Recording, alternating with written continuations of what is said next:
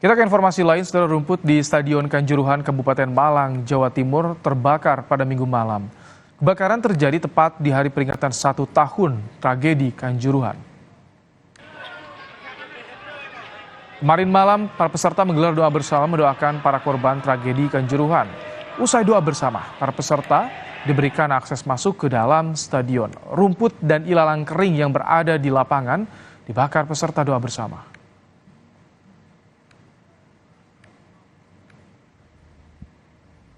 Kapolres Malang, AKBP Putuholis Aryana bilang kebakaran ini menjadi bagian dari proses pembersihan rumput dan ilalang yang masuk dalam proses renovasi pembangunan Stadion Kanjuruhan. Kapolres Malang pastikan situasi Stadion Kanjuruhan dalam keadaan aman dan sedang dalam proses pemugaran oleh pekerja konstruksi.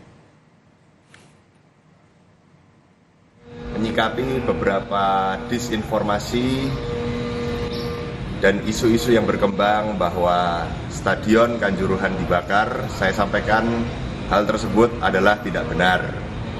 Yang terjadi adalah pembersihan sisa-sisa potongan rumput dan ilalang dengan cara dibakar yang ada di lapangan rumput Stadion Kanjuruhan.